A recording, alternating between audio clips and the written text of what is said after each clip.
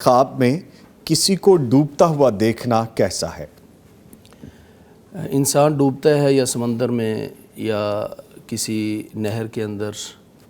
سمندر کے اندر اگر کوئی آدمی ڈوبتا ہے، سمندر بادشاہت ہے.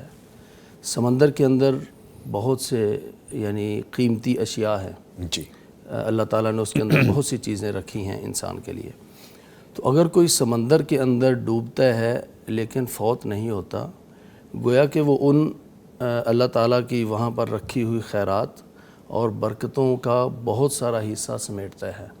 اچھا، اسے اللہ تعالیٰ جو ہے نا وہ دنیا کی بہت ساری نعمتیں، خیر و برکت اور مال و دولت اللہ تعالیٰ اس کو عطا فرمائے گا. یعنی پھر اس کو ڈوبنا نہیں کہا جائے گا، اس کو یعنی کافی دیر رہا ہے اور نکل آیا ہے. ٹھیک ہے، ٹھیک ہے. لیکن اگر وہ اس کے اندر ڈوبا ہے اور مر بھی گیا تو اس میں یہ ہے کہ اس کو دنیا کی بہت سی نعمتیں تو ملیں گی، لیکن ان نعمتوں میں وہ ایسا شہوات کے اندر، ملذات کے اندر ایسا ڈوب سکتا ہے کہ وہ اللہ تعالیٰ ہی سے دور چلا جائے.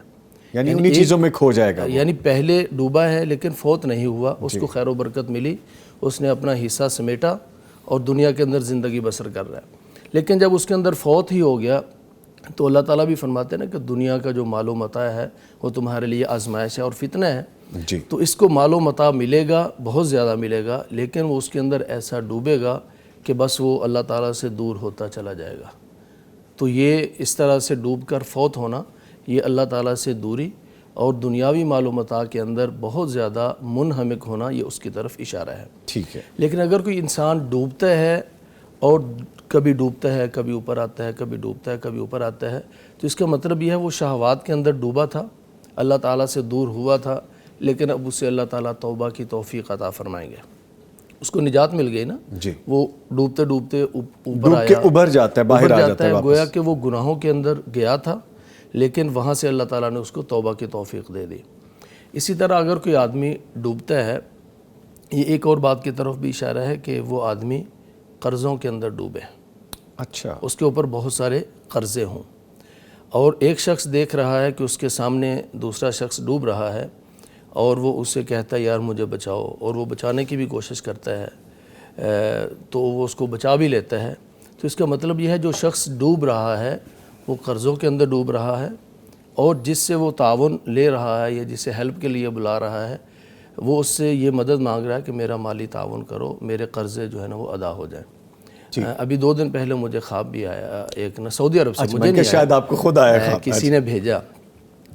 2 بھائی ہیں، ایک بھائی نے مجھے خواب بھیجا کہ اس طرح ہم 2 لوگ باہر کھڑے ہیں اور ہمارا ایک بھائی ہے چھوٹا، وہ ہمارے سامنے نہر کے اندر اس نے چھلانگ لگائی ہے نہانے کے لیے. اچھا، لیکن وہ ایسا ڈوبا کہ بس نظروں سے اوجھل ہو گیا، نکلا ہی نہیں باہر. نہیں نکلا.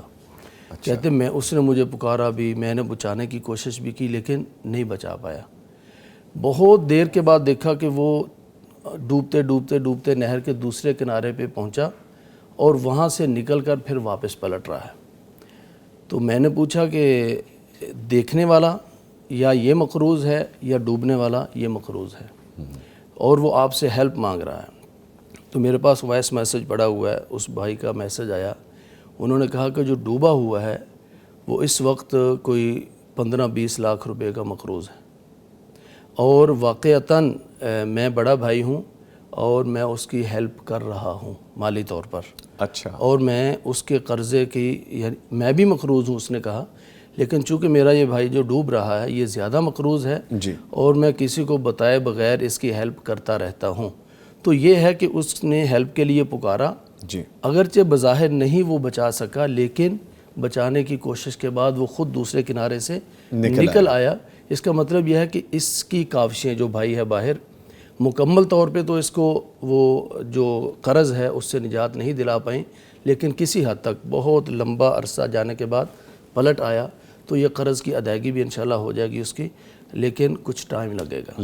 اور یہ بھائی اس کا تعاون بھی کر رہا ہے اور ہیلپ بھی کر رہا ہے. ٹھیک ہے.